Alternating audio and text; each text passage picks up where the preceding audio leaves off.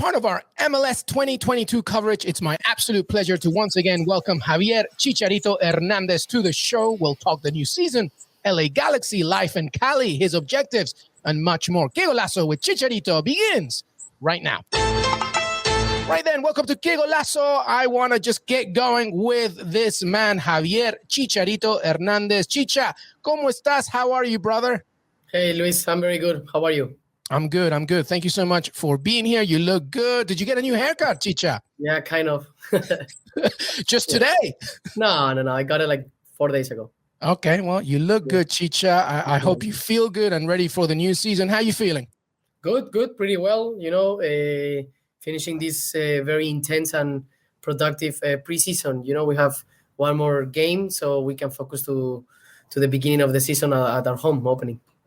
You mentioned an intense preseason under Greg Vanney. How's it going with him? Is it really intense? More than previous years? Yeah, I mean, intensity is something that we want to develop as well inside the pitch, with a lot of tactics, videos, fitness kind of trainings, like technical too. So, I mean, when I say the word intense is because intensity goes related with giving everything that you can, be as intense as you can in the short or long period that we come here and train, or if it's a video session, or if it's a tactic session or whatever, we want to do that. That's why the word intense, sometimes the people think that intensity comes with a little bit of negativity, of complaining. For me, it's like a very positive way of seeing life and behaving, of course. No, of course. Intensity is a good word, mentally, physically. And, I'm Peruvian, you're Mexican. When we say intense, we mean good every single time. Chicha, let me ask you this before we get into LA Galaxy.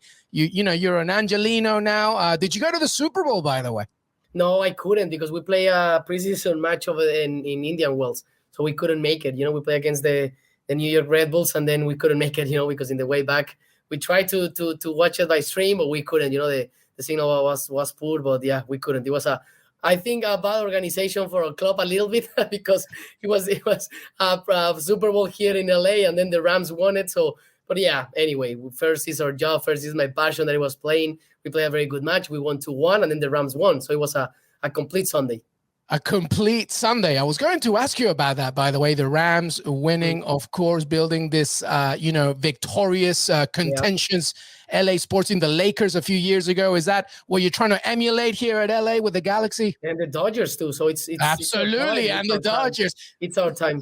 2022 is our time. So we know the LA Galaxy needs to step up, and hopefully we can get the 6th in this season.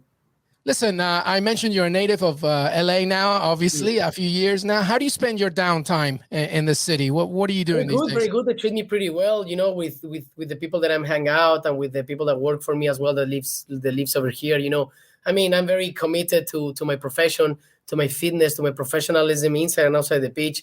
But regardless of that, LA is a fantastic city that you can do a lot of stuff. You have the beach, you have mountains next to you, you have 1 hour away places that you can visit, to hang out and spend a weekend time over there. So yeah, I mean, it's been incredible. And being part of the best organization of the MLS, it's something that you need to be proud, that you need to be very, very thankful and show that every single day in training and taking care of your body, and be just ready, be in the best shape as possible, be the best version of yourself each day, so you can give everything for this organization. Chicha, I've spoken to you a few times. Last season specifically, you were so focused, and you started, skyrocketing. I'm talking to you right now, Javier, and you seem very relaxed, very calm. Is that how you're going to approach 2022? Do you think? No, I mean, right now I'm just feeling like this. Still 1 week to go, and regardless of the way that I start the season last time, as you can see how the season developed, it's not how you start, it's how you end. We were the only team that we were in playoff positions since the first match until the last second when Salt Lake City scored that goal. So that's a very big lesson that, of course, we want to start in the best way possible, but as well we want to maintain that, and then we want to end in that way to try to win the supporter shield, and then we can be the best team in the league, and then of course qualify to playoff and try to get the 6th championship. That's what is in our mind. But regardless of how I am here or not, I always said, like, always it's easier to speak and promise and say things. The difficult part and the beauty of this sport is putting in practice, put it in the field, put the performances. So that's why I love this sport, because nothing is predictable, regardless of whatever I can say and whatever I can prepare and everything. You saw last year, no? New York FC won it. A lot of people were thinking that then the New England was going to won it like walking, like in very easy. Yeah. And that's the beauty of soccer, no? That's the beauty of this league too, that anyone could win the cup. So I mean, I'm relaxed right now talking with you, but every single day, my personality, and the people who surround me knows me, that I'm a pretty kind of intense and all-in kind of guy. It's a marathon, not a sprint, as you say, Javier. And listen, let me ask you about the squad. Douglas Costa, that's an exciting arrival. How's he doing with the squad so far? Amazing. He's adapting. He's getting into Greg's ideas, obviously inside and outside the pitch. And I think, man, I said it when he arrived, he's that kind of player that you wanted in your team. You don't want to play against, because I play against him in the national team and as well in Germany. And it's very difficult to play against. So he's going to be an amazing boost for us. And something that I want to mention as well in these couple of days, he comes to give his best for the team. No, he knows he's been very successful in the past with other clubs, because he knows that. No, he's going to put his talent, his effort for the benefit of my team, like myself and like everyone else. So yeah, it's a very excited player that is going to be in this league, not only for LA Galaxy, but as well for this league, so that people can buy tickets, come and watch him play over here in our stadium and as well away. I wanted to ask you about something, Chicha, about a player who exploded onto the scene last year is now in a relegation battle in Germany, in Augsburg, as someone with Bundesliga experience, such as yourself.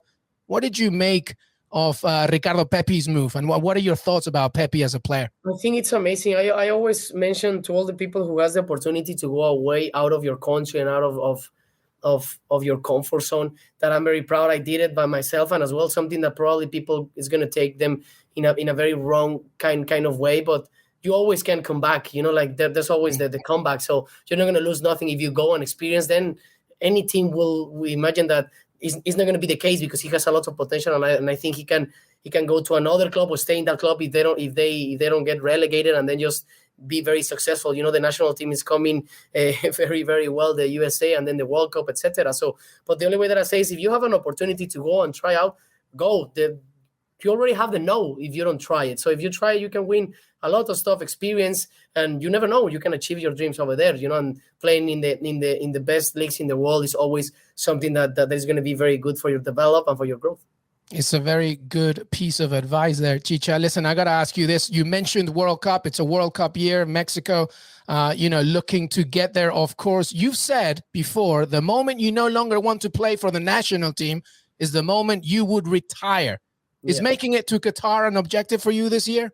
I mean, it's over there. I think all Mexican players around the world have that in mind. And we want just to do our best to try to be an option for the national team, for sure.